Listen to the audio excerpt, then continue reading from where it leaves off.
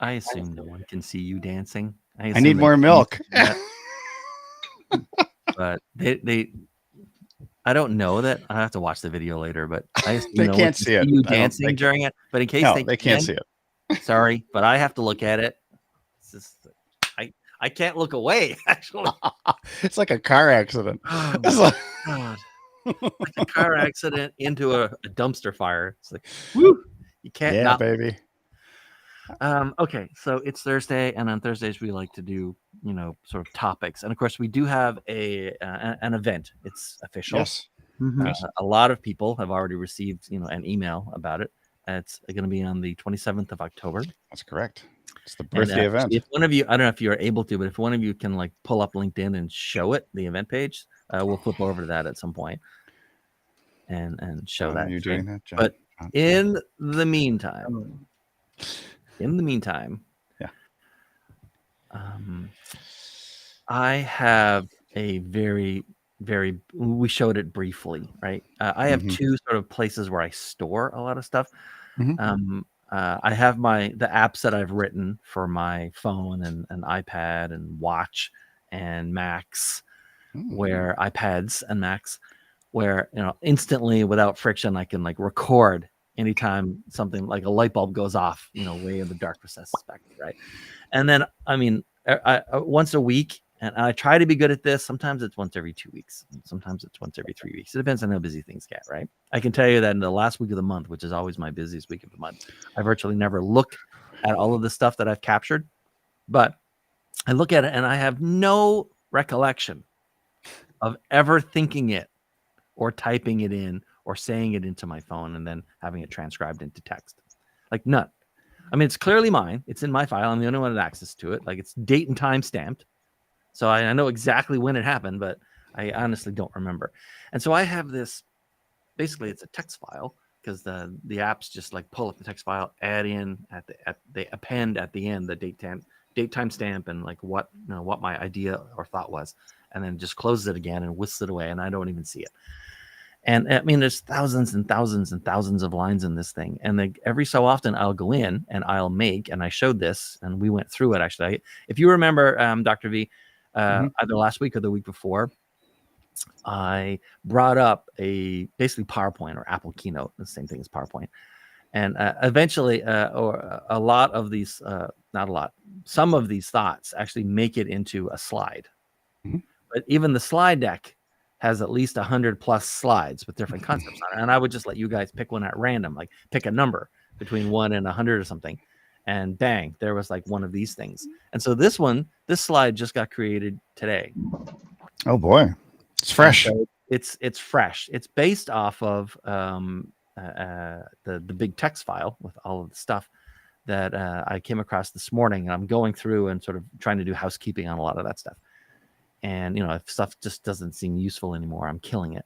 But this one, I looked at it and I said, that's absolutely true. You can almost think of fiction and reality as being the weights at the end of a barbell with the bar in between, right? So fat on either end, skinny in the middle. And what's happening there is that in marketing, and the slide, I'm sure everyone can read it, but just in case, fiction's place in marketing and sales. And it's that marketing is fiction in service to reality, and sales is reality in service to fiction. So marketing, the easiest way to explain this is the kind of stories each group tells to its audience, right? Sales talks to human beings, and marketing talks to people who are, disconnected from the actual event. Like they're not talking to humans face to face. They might be doing it live like we are on this live stream, but otherwise they're not.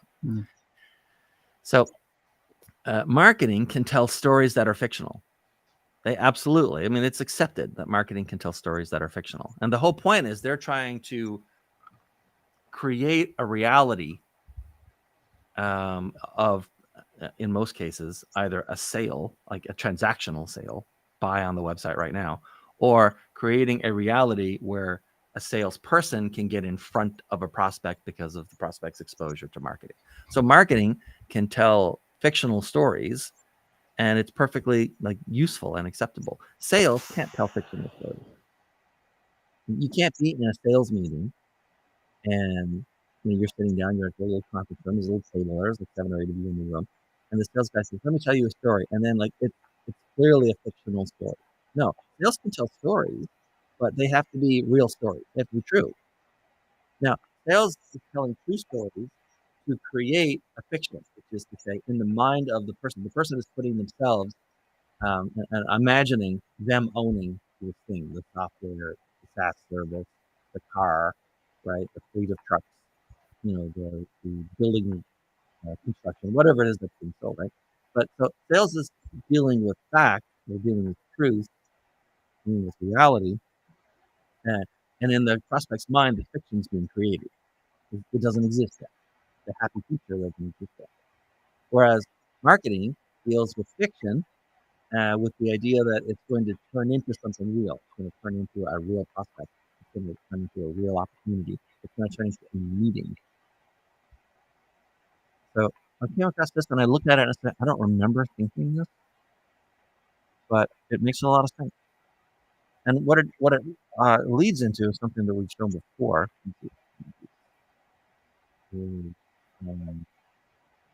Yeah. So the 4 types of resistance. Is it my imagination or is your sound a bit muffled? Gee, I hope it's not. I haven't. Now it's better. Anything. Now it's better. It's this mic. I got to get right up on this mic Yeah, that's what it is. For my voice to project in all of its glory. Yeah, you're just not an opera star. So. I don't have that projection, I guess, okay. Right? So, I mean, talking about marketing, deals in fiction to try to create truth, and sales deals in truth or facts in order to create a fiction in someone's mind where they sort of see themselves in a positive future. This leads directly into the left hand, 2 sides of the 4 types of buyer resistance, right? So distrust of claims. I mean, literally everybody knows that marketing is allowed to deal in fiction. And so there's an automatic distrust of advertising claims. I mean, every single person is at least somewhat distrustful of advertising. It's just the way it is. And it's the reality that all marketing people have to deal with. They're on a quest to sound ever more authentic and sort of, hack or bypass distrust of claims as a resistance type in whatever they're doing. But why can't marketing tell the truth? It's not that they can't, and they should be telling, like, some of what they say should be true, but they're allowed to stylize it into fiction to make it interesting. Or create like a package whereby you've wrapped the gift so you don't know what's inside. Now, do you guys remember what reactance is? I know in chemistry. So you do. In for buyer resistance and salespeople, you almost never experience this with marketing material that you as a consumer or any kind of corporate buyer, you don't experience this with marketing materials, but you do with sales. Reactance is whenever you feel, and you can almost internally, physically feel it. It's when you feel that someone is shutting down your options to move you onto a particular path. So the stronger the reactance, the more likely someone is trying to do a hard sell. They're trying to get you to commit to something now. And the more you commit now, once you commit, the other options are gone, right? And so certain industries are really kind of famous for this. If you've ever been in one of those, hey, get free tickets to Disneyland or a free steak dinner if you come here and listen to our sales pitch about timeshares, right? And then you end up at a little table. I've never actually done this, but I have friends who've done this. You end up in a little table with one of the timeshare salespeople, and their whole script and process is to sort of box you in so that you can feel that, like, the world, which was wide open, is now much smaller as they try to move you or pull you and push you down to signing a contract. That's reactance, when you can feel the options disappearing because in real time you're interacting with someone who's trying to remove your options so that they can get a commitment and get a sale. So sales can tell true stories because it helps remove reactance. By the way, the cure for, or the prevention, really, you never want to have to cure reactants. You want to prevent it in the first place. The prevention method for reactants is to, as early as possible, with true stories, if you can, create the fiction in the prospect's mind, which is their perception of themselves in a positive future. And so that way you're not limiting their choices. You're providing an easy path in their mind to get to the positive future that's in their mind. Well, their imagination creates their own fiction. Yeah. Okay. Because so they're go coming back. up, their visualization of their positive future is only stimulated by whatever the input is. And they have, because you can't possibly, unless you play Inception and you plant that idea into them. So. Well, here's the thing though. There is an idea that if you're in like a big company and you're like selling for a big company, there, or if you're small but you're selling to a big company, and so it's a corporate buyer, you know, one of hundreds or thousands or tens of thousands or hundreds of thousands of employees in an organization. Marketing's job is to knock down the initial obstacle for sales, so sales doesn't have to do it, right? We've talked about this before. And John, I forget what our actual topic was the day someone came into the chat and wanted and said, aren't marketing and sales the same thing? You know, and once I picked myself up off the floor, I remember them asking. No, they're very different. Right. And almost never have the same people doing them unless the company's very small, right? Mm-hmm. And so marketing's job, primary job, is to answer the internal question that a prospect virtually never asks a salesperson, but would stop the salesperson from even getting the initial meeting, which is, how do I know it's safe for me to vouch for you in here at my company, or to my manager, or to my CEO, or to the board, or whatever, right? To the leadership steering committee, right? To procurement, to IT. Like, how do I know it's safe for me to vouch for you in here without losing reputation, or even my job, or my prospect of getting promoted or a raise? Because no matter how much money you think your company is going to make for your customer or save your customer, you're not going to get in the door if the person on the other side of the door thinks that you're a danger to them individually. Mitigate the threat. Marketing's job is to create the fiction in order to create the reality that you let them through the door. They need the stories, and not just the stories, but they need to convey the emotion, right? They need to convey safety. They need to convey, okay, this is a big company and they must know what they're doing, or these are specialists. They're small, but they're deep specialists. They must know what they're doing. Or, you know, it's safe for me to mention to my manager, hey, there's this company that like solves a problem we have. You know, maybe we should set up a meeting with them. And I mean, really, that's all B2B sales is, right? Nobody does a big B2B deal in one phone call or one meeting. The whole point is you're constantly getting closer and closer and closer to that company. And those people in the company are constantly saying, ideally, right? Yeah, you can keep coming closer. Yeah, that makes sense. Yeah, let's go over here. Let's talk about this. Let's have the deep dive meeting. Let's bring in our people. Let's get everybody in the room, all that kind of stuff. So it's just a series of getting closer to each other until somebody signs a piece of paper. And so, you know, when I looked at this morning, oh, there it is. There's the question, actually. When I looked at that this morning, I said, yeah, that makes sense. In fact, it lines up, and I know exactly where to put that slide, which is right after the how do I know it's safe to vouch for you in here, and right before the customer 4 types of resistance. But marketing is in fiction, trying to create reality, and sales is in reality, trying to create a fiction. Is it that sales wants to be marketing and marketing wants to be? No, God, no. They have very different goals. Nobody in sales, but I'm just saying hitting their quota and making their bonuses and commissions would ever want to be in marketing. Those schmucks don't get any bonuses, or right. We're and getting into I've been the in nasty sales and I've Yiddish been in now, marketing, so. and you know the compensation is quite different.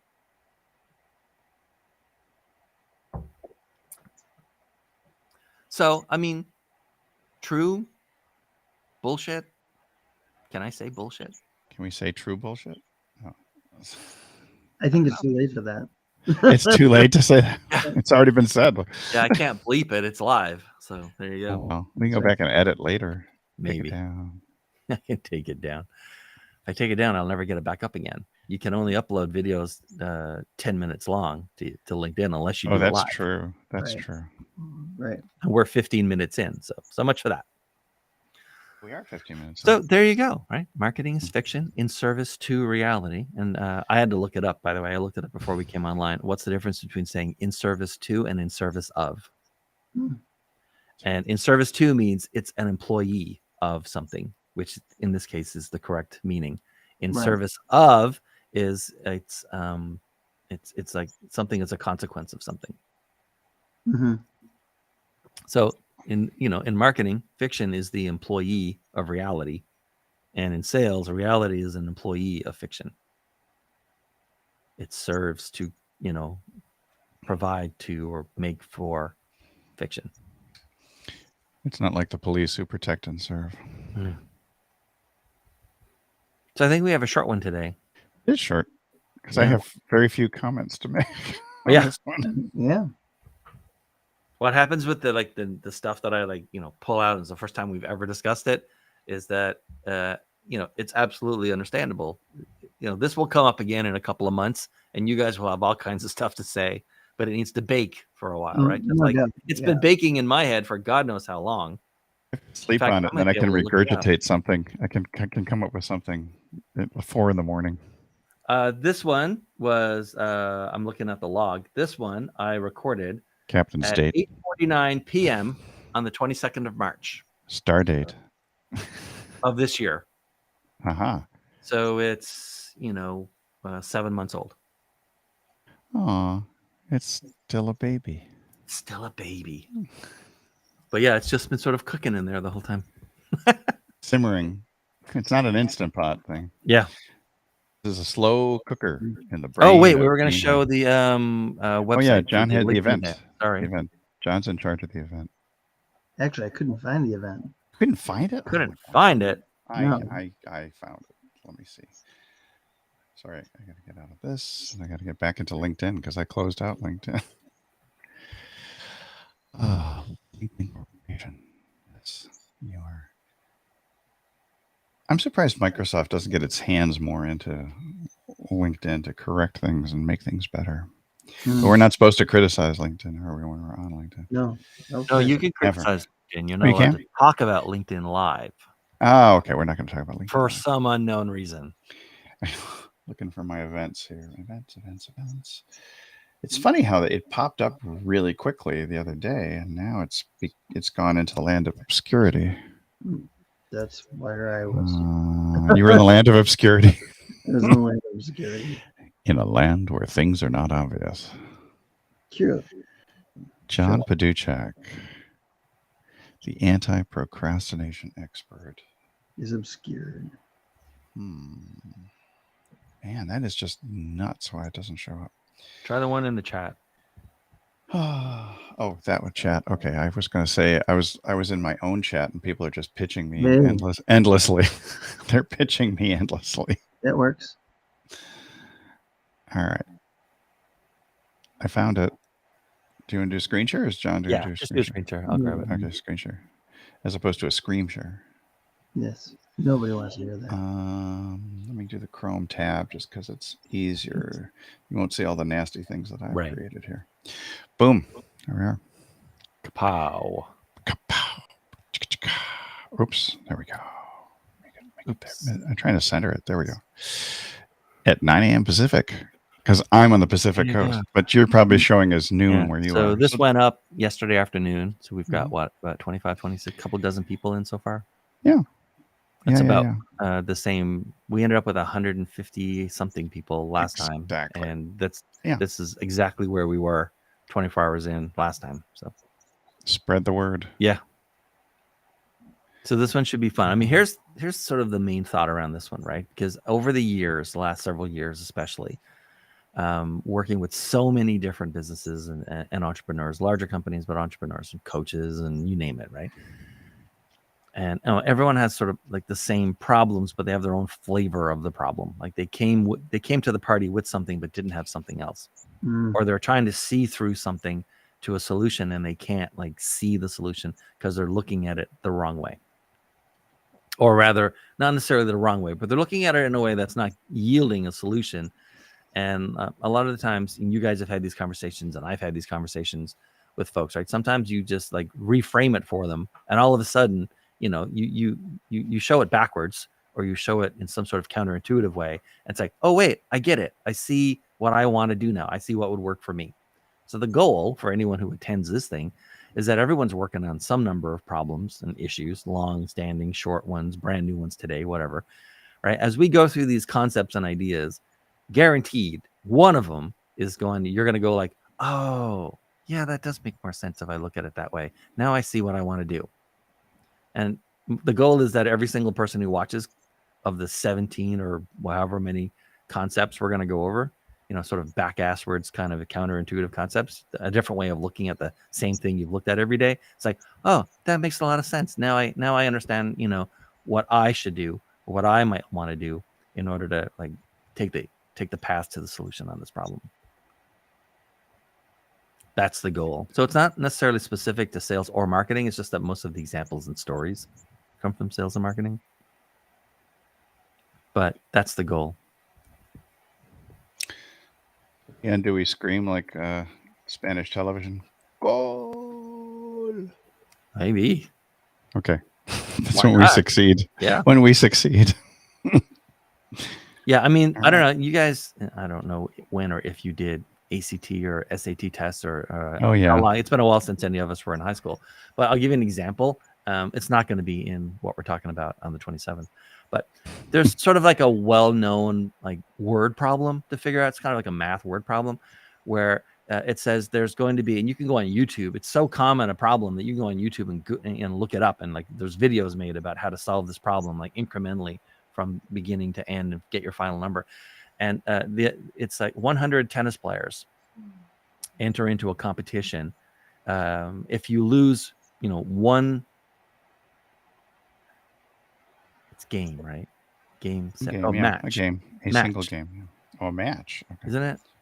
Well, the match is the whole thing. The match is the whole thing. There's right? game, set, match. Yeah, it's you and an opponent, and if you've lost the match, then like the other person is the winner. Period. Correct. Okay, so match. So how many, you've got 100 people, and you have to figure out how many matches it takes to produce one champion, assuming that everyone, if you lose even one match, you're disqualified. So, I mean, and it goes through step by step. Okay, well, you take 50 people and 50 people, they each play against each other, and now you're left with, 50 people, because 50 got eliminated. 50 had to lose. No ties are allowed, right, to make the problem somewhat simpler. And so and then you take those 50 and you split it into 25, except you can't have, you get into odd numbers, and you have to do this sort of like, okay, you have to create a concept called a bye, where, if you only have 25 people left, then only 12 of them can play against 12 of them. One person doesn't have to play that round, but that person plays in the next one, and all this kind of stuff, right? And the thing about this problem is, if you invert it, it's dead simple to solve. It takes 1 second to solve it, and not multiple steps. Because right now you're starting with 100 players, and then you're trying to figure out how many people are going to play against how many people in this round, and then how many people are going to be left to play against how many people are left in that round, and blah blah blah blah blah. Because the question, the way it's framed, is how many matches does it take, assuming one loss equals disqualification, to produce, one winner? If you invert it to how many matches does it take if you can only lose once to produce 99 losers, the answer is clear: 99, which is, by the way, the answer to the problem, no matter how you go at it. Inverted funnel in marketing. Just begin with the end in mind. You just stop, right? You just like invert it. Ask the other question. Mm-hmm. Now, we're not going to go over that on the 27th, but this is like that. It's a different way to look at the same thing and look at it and say, okay, that makes sense. Like one example that we're giving is like, for most people, not everybody, but almost everybody, you think you're selling your time, or you think your customer is buying your time, or employer, or your employer or customer is buying results. And really they're not. They're actually buying your attention. Still need to have that explained. Oh, we'll explain it on the 27th. Okay, then I'm looking forward to that. Yeah. So that concept paired with another one, which is that every single person in the world outsources almost everything in their life to someone else. Almost all of the labor that's performed in your life, someone else does it. Almost True. all of the sort of thinking or analysis about stuff, someone else does it. And almost all the creative stuff in your life, someone else does it. So virtually everybody outsources virtually all of their labor, thinking, or analysis and creativity, right? We do not create the songs that we listen to ourselves. We didn't build virtually anything in our world that we're enjoying. I did not build this microphone or the cable that it's connected to or the mixer or the camera or the computer. I didn't build any of that stuff. Right? I outsourced all of that labor and all of the thinking that went into how to design and make those things and all the creativity around marketing and the invention in the first place. I didn't do any of that. I outsourced all that. And everyone else is outsourcing all the time. And I'm, selling or providing or satisfying for one or more of those three things: labor, analysis, and creativity. So we're all outsourcing and insourcing all this stuff. And then when you pair that with everybody selling attention, all of a sudden everything looks really different. And so we will go over that on the 27th to sort of reframe it. Reframe me. Yeah. Once you understand that you're selling attention instead of time or even results, like you approach your work very differently. Not to mention your scheduling of your work very differently. So anyway, that's that. It's time to close this one down. We're back again next week. Next week on Tuesday. Socially yours. In the meantime, if you think you might be interested in, depending on when you see this video, the live event may have already happened, but you'll still be able to go look at it and see the recording and stuff. And if you register, you'll be able to, if you register for it, you'll get the PDF with all the slides. And I mean all the slides. Like, we're not even going to get to go over all the slides, but I'm giving the PDF that I'm giving away to people will have all the slides. So it'll have concepts we don't even get to. Awesome. Those slides will tickle your memory. There you go. Stimulate your creativity. Once in a while, if you're stumped, you just like flick through those slides and say, okay, that one might help me here. And like, oh yeah, I get it. And then, like, oh yeah, I see my issue. It's like marketing therapy on a slide. There you go. All right. So that's it. We're back on Tuesday for Social Content Tuesday. Yes, social content. Should be fun. The winter of our content. Yeah. Our discontent. Yeah. Our content. And that's it. Have a great weekend.